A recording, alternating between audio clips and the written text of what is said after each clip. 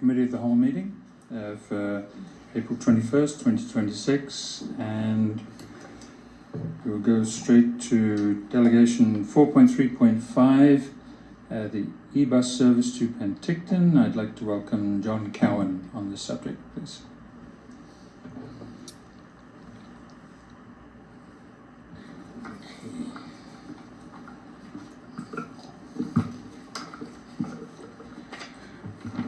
Mayor Bloomfield, City Councillors, ladies and gentlemen, thank you for having me here today. Now, you're probably sitting there looking at me and wondering, who is this dude that came here from Vancouver less than 2 years ago, and he's stirring up all this trouble trying to get a bus service for Penticton? Well, I'll answer that question. The reason is I've been a transportation advocate my entire life. It's particularly with trains, and in conjunction with a 35-year successful career with the railway, it's always been in my blood. I saw what happened in 1990, we all did, when Via Rail lost a lot of their trains in places like Banff, Calgary, Regina, Moose Jaw. A lot of communities lost their train service, but at least they had Greyhound to take up the slack. And then, of course, in 2018, Greyhound made that decision to fold up everything in Canada, including Penticton. It wasn't that Penticton was targeted, it just they made that decision across Canada, and it left a lot of communities, including Penticton, with no doable bus service. So I didn't realize how intense that was until I moved here in 2024 and realized that if you live in Penticton today and you don't own a vehicle, your only way to get out of here is to fly, and that's not an affordable option for a lot of people in this town, as I'm sure you all know. And it bothered me, and because I've taken people up to West Kelowna a number of times for e-bus, and that's how I know how they operate. And what really got me going on this was last July when the Coquihalla Highway was closed for 3 days because of a sinkhole, and I got very curious. So I phoned e-bus in real time, and I asked them, the girl that answered the phone, what are you doing with your Vancouver-Kelowna runs? They run 2 a day. Did you cancel them? Oh no, we're detouring them on the Hope Princeton Highway. So that told me right then and there that they're detouring the buses through here. And then a week later, I called again, and I talked to as high up as they would let me go in their chain of command with customer service to ask them, well, could you not reroute? You run 2 buses a day from Kelowna to Vancouver, but they both go via Merritt. Could you not reroute one via Penticton so we could get a service? And she said no, because when we detour, it takes an hour longer. Unfortunately, she's right, because I checked on Google Map. It does take 65 minutes longer to go from Kelowna to Vancouver via Penticton, the Hope Princeton Highway, than it does via Merritt. And she says it would mess up their Kelowna to Kamloops schedule. Well, I said, you could readjust that. I mean, we did that on the railroad all the time. But the point of the matter is, you know, Penticton, the folks of Penticton have had no decent bus service for 8 years. It's gone unchecked for 8 years.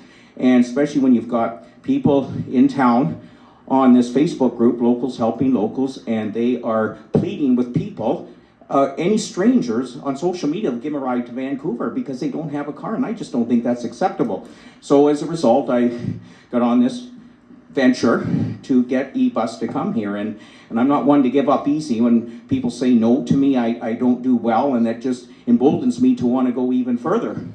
So I have, as you know, I've gone very public with it, and CBC Radio, in Kelowna, they've been fantastic. They had me on the radio three times.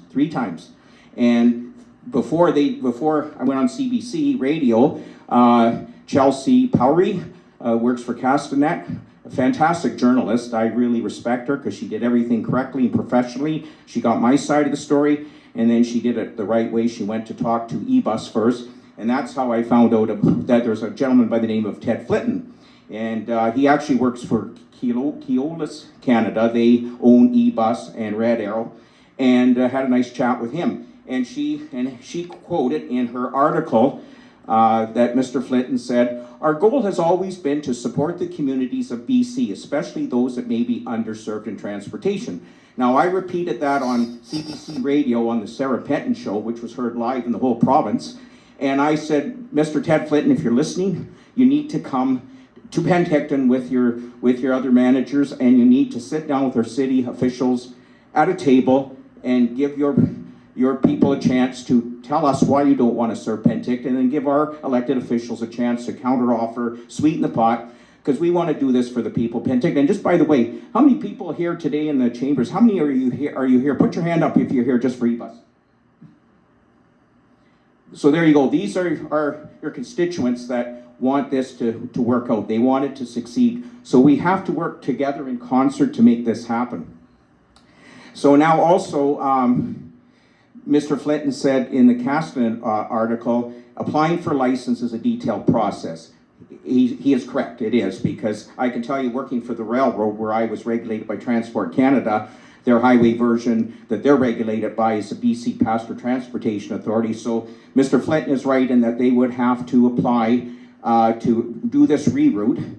And like with Transport Canada, when, like for example, when CP wanted to abandon the tracks in Penticton, they had to go through Transport Canada and have hearings, giving anybody an opportunity to object to the abandonment. And this is what they would have to do here. The only party that could object is Mountain Man Mike, that have a twice-a-week bus service from Caslow to Vancouver, and they serve Karameas and Princeton. And when Councillor Ryan asked me a few months ago to put a proposal together, that I put in the proposal, besides they have 2 buses a day that leave West Kelowna, one at 9 a.m. and one at 4:45 in the afternoon. My proposal was have the 9 o'clock bus reroute this way and use the Penticton Airport as a proposal. I'll get to that in a minute. And then also have a provision in there. They've done this in Alberta with other bus companies, a provision that on Sundays and Wednesdays, the 2 days that Mountain Man Mike serves Karameas and Princeton, that eBus would not be able, they could take people to Karameas and Princeton coming from here, but they wouldn't be able to pick up. So it wouldn't be taking any business away from Mountain Man Mike. So that would simplify that. So, and by the way, Mr. Flinton, he did not hear me on the Sarah Penton show because he's in Alberta, but somebody told him I was on the air and the things I said on there. And a week later, guess what? He phoned me. And we had a very nice chat. He's actually a very nice fellow. Both Chelsea and I agree he's a very nice fellow, and he does want to make this work if we can. So we really need to have this. Now also, I didn't get this up to you in time. I was too busy back there getting more signatures on 3 different petitions. But I do have a copy of what he wrote up, Mr. Flinton, publicly on April the 14th. I guess you do have that. And also a copy of a letter from the city of Karameas. I went down to speak to Karameas 3 weeks ago. They were so supportive of it. They voted in my presence to give me a letter of support of the town. So they're fully behind this, and hopefully I can get a letter of support from you folks as well. So excuse me, Mr. Flinton also said, we must demonstrate a public need, not just support for transportation services in the area, must prove that there are sufficient passenger numbers to make it profitable. Yes, that's something they have to do. They are a private company, and obviously they want to make money, but I should say that one of your colleagues did say to me, we had a chat about a month and a half ago, and this colleague of yours said, well, I don't think this person understood how eBus works, and that's fine if you've never used it. But this person said, well, it would cost the taxpayers a lot of money to start a new service from Penticton. And I said, no, I'm not advocating for that. I'm advocating for a company that already runs a bus from point A to B, Kelowna to Vancouver. Just reroute that bus. And these buses that eBus has, they're very nice buses, by the way. They have 52 seats in them. And Penticton should not be under any obligation to fill that bus. Because if the bus comes from Kelowna, the bus would arrive with people from Kelowna, West Kelowna. So, you know, if 10, 15 people a day get on this bus to go to Vancouver once a day, it would be good. And with the hours, you know, if the bus left the airport at 10:15, it could be down at the Via Rail station in Vancouver at Main and Terminal Avenue at about 3:30 in the afternoon. 1 bus a day in each direction. It's not like what Greyhound had when they operated 4 buses a day until the building of the Coquihalla connector. But I see 2 retired Greyhound bus drivers at Tim Hortons every morning. They say things start to go downhill when they start reducing. In the last year or 2 before they folded, they didn't really make the service very enticing for the people of Penticton. But there's been an 8-year hiatus without this service. And I can tell you, I've talked to a lot of your constituents. They want this service. And I think we need to do our best to try to get that for them. So I do have 3 petitions I need you to know about. The one online, which I think everybody knows, I checked 5 minutes ago on my phone. I currently have 1,560 signatures on the online one. I have a written one here that I can turn to you today. It's got over 200 signatures. And then the Honorable Helena Conans, I spoke to her when she was in town about 3 weeks ago, and she can't believe how much I've done to hopefully make this work. So much so that she created a petition that she wants to introduce in the House of Commons as soon as I get that back to her office after this meeting adjourns today. She only needs 25 signatures because she wants to get it on the public record in Ottawa that we need this. And also, if we do use the airport, I mean, it'd be up to eBus to decide. That's not up for me to decide, it's up to eBus. But Helena wants to fast track the red tape, to use the red tape, use the airport because it comes under the jurisdiction of Transport Canada. So I have that as well. So, I'll probably forget something here. I know my mind's going everywhere here. But no, I'm very passionate about this, and I really do want this to work for the folks at Penticton. They really need this. They really do. And so I hope we can work together to make this work. So, any questions? Thank you, Mr. Cowan. And yeah, and it is admirable the amount of ground you've already covered on this. And you know, it is difficult when we're trying to entice private businesses to come to Penticton, and it's always difficult to, when people think that we're trying to subsidize a private business, which is not the case here. So, but yeah, I think, Councillor, any questions? Councillor Gilbert. Yeah, thank you. And I just want to say thanks for all the work too. And on our side as well, we just did a review, reviewing of what our public transit looks like as well. And one of the comments that I made at the RDA West was trying to be, how do we increase the bus 70 service up to Kelowna? So I know that there is that connection time there, but like, how do we, be able to, in the interim, hopefully a bus coming to Penticton, still being able to provide public transit for people to get up to West Kelowna to catch the e-bus to go to Vancouver. Well, okay, Councillor Gilbert, in answer to that question, thank you for reminding me of that. I see now, and I know that you haven't voted on Councillor Graham's motion yet, and it might be a little premature for me to say this, but I do notice in 10.2 as a sidebar, you did it was mentioned in there, while not directly related to the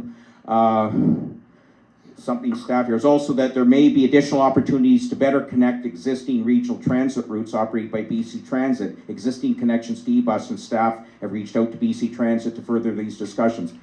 I would really recommend you don't go down that path, because to me, with all due respects, I see that suggestion as an off-ramp or an escape route if things don't work well with eBus.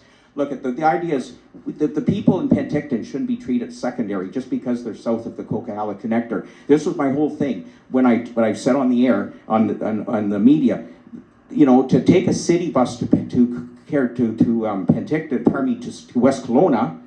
I don't know how long it takes to go up there, but it's a city bus with no seatbelts, no washroom facilities, and it doesn't even run on the weekends. The idea is to get the people of Penticton a decent, long-distance, deluxe bus coach with seatbelts and washroom facilities, not to have them take a city bus up there. To me, that would be a Band-Aid effect, with all due respects. So I really hope that doesn't become a component.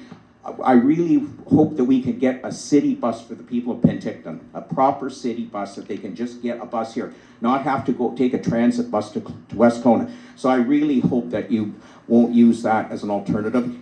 Do whatever it takes to get eBus here. We really do need to get them here. They do a great job. They give a great service. I know a lot of people that use it. I've taken people up to West Kelowna myself. They do a good job. They do a really good job, but we got to get them to come here, not to have people try to get on a transit bus with their luggage and get off of West Kelowna and wait for the other bus. No, I would recommend that you don't do that if possible. Okay. Any further questions? Councillor Graham. Yes, thank you, the Chair, and to Mr. Cowan. Passion creates results, and we met a few months ago, and it was very clear that you had a mission, and certainly I believe you'll get this to the goal line. And so I wanted to comment and give you kudos. Like I said, you've done all the heavy lifting. To your comment, the Village of Karamias, I'm more than confident we will have the support of the entire southern communities with respect to council and mayors. Those are just quick discussions I've already had, but I'll have more to discuss. But thank you very much. Thank you. And Mr. Cowan, we'll be discussing this obviously during Councillor Graham's motion. So or in business arising, whichever comes up. So, Okay. yeah. Okay, well, thank you again for giving me this opportunity. I do appreciate it. Thank you. Thank you for your presentation. Thank you.